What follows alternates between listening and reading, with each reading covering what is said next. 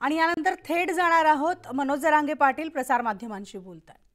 तुम्ही मी किंवा एखादा समाज किंवा सगळे समाज किंवा जनता असं सगळ्यांनी म्हणून नाही चालणार। सरकारच्या जे डोक्यात आहे ते सरकार करतंय, कारण सरकारच्या मनात जे आणि जनतेच्या मनात एक, जनतेच्या मनाप्रमाणे होत नाही।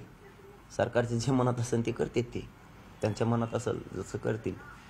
परंतु आमची लढाई महाराष्ट्रातल्या मराठा समाजाला सरसकट आरक्षण ओबीसीतून मिळवून देण्याची भूमिका आहे, त्या आमच्या सुरूच आहे। पण मागास आयोगाच्या अहवालाला तुम्ही फार काय, मागास आयोग असेल किंवा त्यांच्या सर्वेला म्हणा किंवा त्यांच्या अहवालाला तुम्ही फार जास्त महत्त्व देताना दिसत नाही आहात। याचं काय नेमकं कारण आहे? कारण त्यांच्या आयोगाचा मागासलेबल सिद्ध झालं तर मराठा समाजाला 50% पेक्षा जास्त आरक्षण मिळू शकतं किंवा क्युरिटी पिटिशनचा त्याला फायदा होऊ शकतो, पण तिकडे तुम्ही जास्त लक्ष न देता ओबीसी नोंदींकडे जास्त लक्ष देताय, हे का? नाही, इथं आम्ही मराठा आणि कुणबी एकच आहेत असे पुरावे हजारो लाखो। मग हे असताना जर मराठा आणि कुणबी एक हे सिद्ध झालंय तर कशाला विनाकारण आम्हाला तिकडं त्या फोपाट्यात ढकलताय, परत आगीतून निघायचं आणि फोपाट्यात पडायचं असं कशाला आम्हाला तिकडे ढकलताय? आम्ही इथं असून आम्हाला विनाकारण तुम्ही का इकडे तिकडे हिंडायला लावतात असं आमचं म्हणणं आहे। आहेच ना मराठा समाजाला आयुष्याला लेकराला मिळणारे, मराठ्यांच्या पोराबाळांना मिळणारे नसता पोराबाळांचे खूप हाल होणार आहेत, खूप हाल होणार आहेत। त्यामुळे असं वाटतं जिथं आहेत तिथं द्यावं। आणि दुसरं असं की असं वाटतं पुन्हा की ते टिकणार आहे का, ते नाकारलंच नाही आम्ही कधीच। आमचं तेच म्हणणं आहे पुन्हा पुन्हा, कारण मागास आयोग गठीत केला आहे हेही सगळ्या राज्याला माहिती आहे। मराठ्यांच्या एकजुटीमुळेच गठीत झालेलं आहे। क्युरिटी पिटिशन हे आज मराठ्यांच्या एकजुटीमुळेच झालेलं आहे। याच आंदोलनामुळं क्युरिटी पिटिशन दाखल केलेली, हे सगळं मान्य आहे। पण मराठा समाजाला एनटी विजेंटी सारखं ते टिकणार का, ही जर स्पष्ट भूमिका सरकारनं केली तर मराठ्यांनी कधी नाकारलंय? ते नाकारलंच नाही। मराठा घ्यायला तयार आहे ना, पण स्पष्ट कोणी 50%च्या वर गेले ते उडतं। मग आम्हाला वाटतं पुन्हा तेच पाडे वाचायची वेळ येईल आम्हाला। म्हणून आमची भूमिका महाराष्ट्रातल्या सरसकट मराठ्यांना ओबीसी मधूनच आरक्षण पाहिजे, आम्ही तिथं आहोत, ते आमचं आम्हाला हक्काचं द्या असं आमचं म्हणणं आहे। पाटील विखे पाटील म्हणतात की मनोज जरांगे यांची जी काही भूमिका आहे ती धरसोडपणाची आहे आणि त्यांना मुंबईला येण्याची गरज पडणार नाही। कोण म्हणलं? विखे पाटील। आता त्यांना कोण साक्षीदार झालं रात्रीच एका रात्रीतच धरसोड सोडायला, आणि इथं आलं तिथं हुकम नाही म्हणले। मग घरी बुळबुळ करी जाऊ नका म्हणा, उग काय धरसोड केली, काय धरसोड केली? धरसोड तर तुम्ही केली, सांगितलं का तुम्ही? तुम्ही इथं आलते त्या टायमाला तुम्ही सांगितलं होतं, आम्ही तुम्हाला सांगितलं होतं सगळ्या महाराष्ट्रावर सॉफ्टवेअर द्या, म्हणजे नोंदी आणि मोडी लिपी वाचायला त्रास होणार नाही। दिलं का तुम्ही? कलेक्टरांची बैठक घेऊ म्हणले होते महाराष्ट्रात, घेतली का? उगा गप्पा मारायच्या कोणकडे परत म्हणतात बोलत येत। आज संभाजी महाराज छत्रपती संभाजीनगर जिल्ह्याच्या दौऱ्यावर आहेत, तुमची काही भेट होणार आहे का, नियोजित आहेत का संदेश? नाही, मला माहीतच नाही याबद्दल। आणि काय फोन आला असलं तर ते पोरच आणखीन इकडे आले आणि त्यांच्याकडे मोबाईल येते। पाटील फक्त विखे पाटीलच नाही, मुख्यमंत्री असतील किंवा बरेच सगळे जबाबदार मंत्री असं म्हणतात मनोज जरांगे पाटलांना गरजच पडणार नाही मुंबईला, जेवढं ठामपणे सांगतायत ते की त्यांना गरजच पडणार नाही। तुम्हाला पण वाटतं की सरकार 20 तारखेपर्यंत काहीतरी हालचाल करेल जेणेकरून तुम्हाला जायची गरज पडणार नाही? आम्हाला वाटत नाही म्हणून तर मुंबईला चाललो होतो आम्ही। आम्हाला वाटत नाही की ते 20 तारखेपर्यंत येतील, कारण इथून मागं 4 वेळेस तसं केलंय म्हणून, आणि ते देणार असले 20 तारखेच्या आत। आम्हाला कुठं हौशी मुंबईला जायची? आम्हाला मुंबईला जायची हवस नाहीये। आम्हाला आमचे पोरांचं पुढच्या काळात खूप वाटोळं होऊ शकतं, पोरं पुरे वायाला जातील, म्हणून आम्हाला त्यांना आरक्षण द्यायचं ही आमची गोरगरीब मराठ्यांची भूमिका आहे, आणि तिच्यावर आम्ही ठाम आहेत। म्हणजे तुम्हाला शेवटचं सांगतो की इतका मराठा घरातून बाहेर पडणार आहे की मुंग्यासारखा। आणि मीही सांगतो तुम्हाला, यांनी हल्लं बी तिकडं, यांच्या सरकारनं गोळ्या बी घातल्या तरी आरक्षण घेतल्याशिवाय मी मागे सरकत नाही। आता आम्ही मागे येत नाहीत, आणि ज्या ज्या वेळेस मी बोललो त्या त्यावेळेस केलेलं आहे। मधल्या काळातला आपण त्यांना जी वेळ दिला होता त्याचंही काल मी स्पष्टीकरण तुम्हाला दिलेलं आहे। द्यावं लागत असतो, मागं पुढं सरकावं लागत असतं। आता मात्र मुंबईला गेल्यावर आता मागं नाही। मी माझ्या समाजासाठी पूर्ण शक्तीपणाला लावायची माझी तयारी, पूर्ण ताकद पणाला लावायची तयारी, आणि वेळेप्रसंगी जीवसुद्धा पणाला लावायची तयारी। पण आरक्षण घेतल्याशिवाय आम्ही मराठी गोरगरीब आता हटत नाही, कारण पोरांची जर ही संधी गेली तर पोरांचं खूप हाल होणार आहेत। आमच्या पश्चात आमच्या आजोबा पंजोबाच्या आत्ताच्या वयाच्या असणाऱ्या आईवडिलांच्या पाश्चात मुलांचे खूप हाल होऊ शकते जर आरक्षण नाही दिलं तर. म्हणून माझं मराठा समाजाला हे आव्हान आहे की आपली जबाबदारी, आपण आहेत तोपर्यंत आपल्या लेकराला आयुष्याचं आरक्षण एकदा द्यायचं आहे आपल्याला. नसतं आपल्या पाश्चात आपल्यानंतर आपल्या लेकरांचे खूप हाल होतील बरं का. त्यामुळे आत्ताच सावध व्हावीच, सगळ्यांनी घरं सोडा. पाटील 54 लाख नोंदी सापडल्या, तुम्ही सांगताय मराठा कुणबी एकच आहे, सिद्ध झालेला आहे. या काही 4 गोष्टी होत्या त्याच्यातल्या सरकारने 4 मान्य केलेल्या. केवळ 2 गोष्टींसाठी एवढा अट्टास का आहे तुमचं? म्हणजे आरक्षणा त्या 2 गोष्टीवर सगळं अवलंबून आहे. हो, शब्दच त्यांनी घेतला दादा. कारण मंत्रिमंडळाचं शिष्टमंडळ आलं होतं, अधिकारी होते, तज्ज्ञ होते, कायदा तज्ज्ञ सुद्धा होते, काय जे पाहिजे ते होते. शब्द त्यांनी घेतलेत. माझं म्हणणं आहे त्यांनी ते 2ही शब्द आत घ्यावेत आणि मराठा समाजाला आरक्षण द्यावं. आम्ही त्या भूमिकेवर ताठ आहेत, ठाम आहेत. कारण त्या दिवशी जे बच्चूभाऊ ते आले होते त्या दिवशी सुद्धा आपण त्यांच्या बैठकीतून 3दा उठलेलो त्याच शब्दावर. मुख्यमंत्र्यांचे कडूनही लोक होते त्या दिवशी. आपलं सगळं मीडियांच्या समोर त्या दिवशी सुद्धा झालेलं आहे. आपण स्पष्ट सांगितलेलं की ते 2 शब्द तुम्हाला घ्यावे लागणार आहे, कारण ते लिहिले तुम्ही. नसतं आम्हाला ना विलाज आहे मराठ्यांना, आम्हाला मुंबईला यावंच लागणार आहे. आणि मराठ्यांना सुद्धा पुन्हा एकदा विनंती आहे माझी, घरी बसू नका. आपण नसताना आपल्या पाश्चात आपल्या लेकरांचे खूप आयुष्याचे हाल होते. त्यामुळे एकदा लेकराला तुम्ही आयुष्याची प्रॉपर्टी म्हणजे जमीन काही दिलेली आणि ही आयुष्याची प्रॉपर्टी म्हणजेच हे आरक्षण त्यांना एकदा आयुष्याचं द्या. घराच्या बाहेर पडा, सगळे मुंबईकडे चला. 20 तारखेला सगळ्यांनी अंतरवालीपासून पायी निघायचं, पण आरक्षण घेतल्याशिवाय माघारी नाही यायचं. इथून मुंबईपर्यंतचं अंतर साधारण 355 किलोमीटरचं आहे. तर तेवढं अंतर चालायला तुम्हाला 6 दिवसात जर चालायचं म्हणलं तर एका दिवसात तुम्हाला किमान 60 किलोमीटरचं अंतर चालावं लागणार आहे. तर हे सगळं शक्य होईल का? कसं चालणार आहात तुम्ही? त्यामुळे अनेक लोकांना सुद्धा त्रास होऊ शकतो.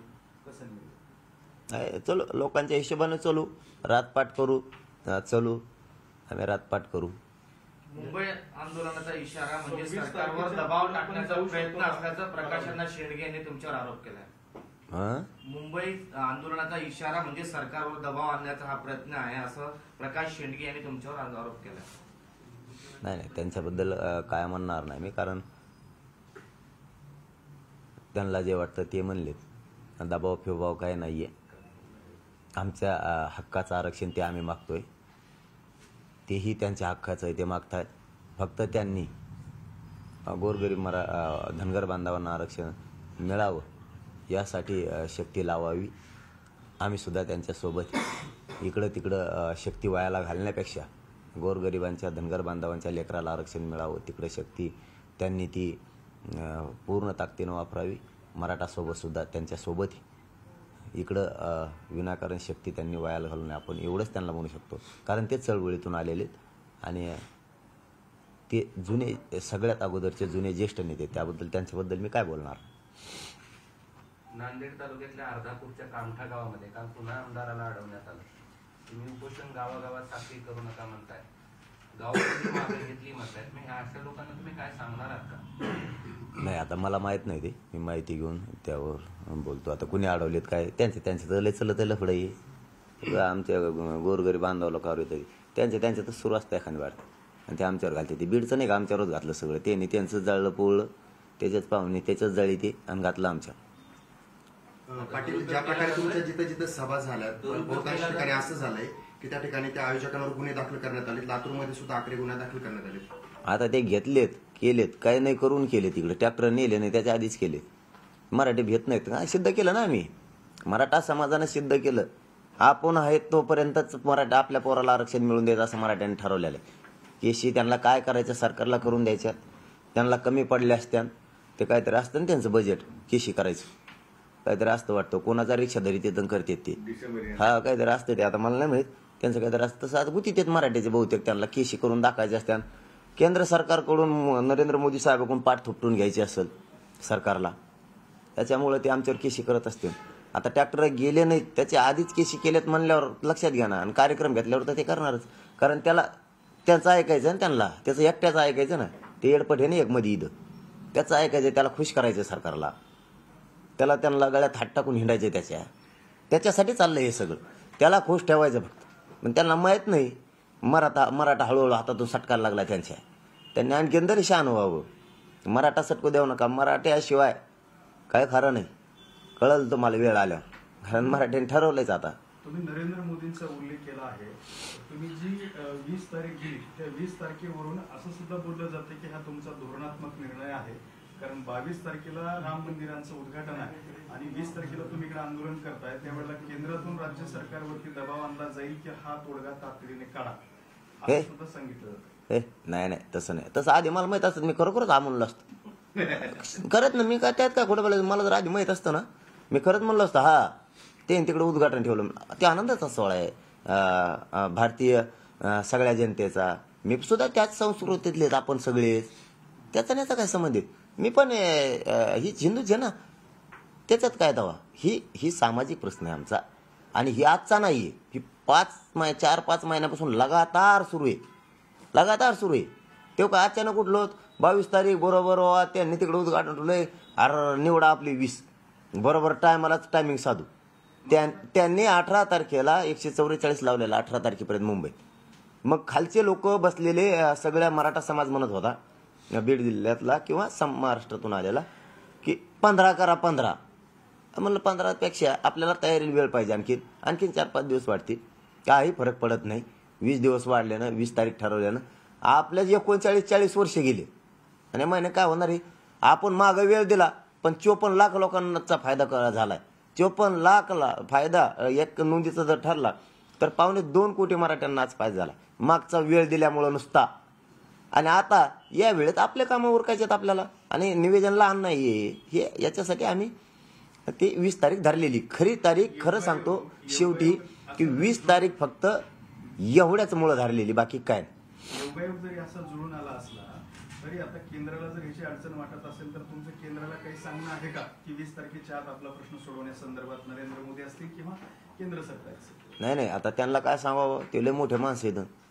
त्यांना काय सांगावं. त्यांना एकदा सांगितलं होतं आम्ही शिर्डीला आलते तेव्हा, ते नाही ऐकलं नाही. मराठ्याची गरज नाही त्यांना. त्यामुळे त्यांना काय सांगायचं बार आम्ही काय आमचा अपमान करू घाल, कारण आमच्या समाजाला बी काही किंमत आहे का नाही. आमच्या समाजाचं काही टेटस आहे ना. समाज कवर पाय पडून कोणाच्या. आम्ही आमचं लढून मिळू. त्यांना कशाला सांगावं.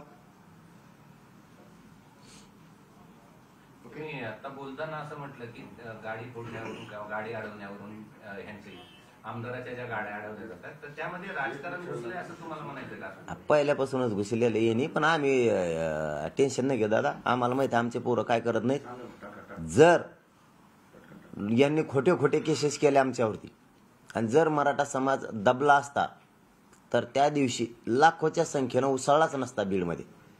कारण सगळ्या लोकांना माहिती आहे आमचे हे खोटे गुन्हे दाखल करतात आणि सरकारलाही माहिती आपण खोटे करतोय. फक्त सरकारनं आता एवढीच पुन्हा आज एकदा विनंती आहे गृहमंत्री देवेंद्र फडणवीस साहेबाला की विनाकारण तुम्ही गुन्हे दाखल करून खोटे तुमच्या पोलिसांच्या मार्फत मराठा समाजाची नाराजी तुमच्या अंगावर ओढून घेऊ नका.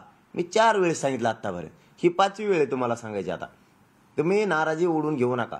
त्याचं एकट्याचं ऐकून तुम्ही मराठ्यांची नाराजी आणि रोष तुमच्या अंगावर घेऊ नका आणि खोटे गुन्हे दाखल करायला लावू नका. कोणालाही कोणाचं ट्रॅक्टर कोणत्याही पोलिसांना अडवायला लावू नका. हे आमची तुम्हाला पुन्हा एकदा विनंती. तुम्ही अडवलं तरीही मराठी येणार आहेत, नाही अडवलं तरी येणार आहेत. त्यापेक्षा मराठ्यांचा रोष तुमच्या अंगावर घेऊ नका आणि पुन्हा एकदा आंतरवालीसारखा प्रयोग करायचा प्रयत्न करू नका. तुम्हाला सगळ्या सरकारला प्रचंड जड जाईल. म्हणजे आंतरवालीसारखा प्रयोग करण्याची तयारी अशी काय माहिती तुमच्याकडे नाही. मग गुन्हे काय दाखल केले ट्रॅक्टरवाल्याने काय केलं तुम्हाला? केलं काय? असंच आंतरवालीच्या वेळेस झालं होतं ना. 2 दिवस आले, पहिल्या दिवसापासूनच सुरुवात होती यायची त्यांची. कधी 200 यायचे पोलीस, कधी 500 यायचे आणि मग ज्या दिवशी करायचे त्या दिवशी 700-800 आले.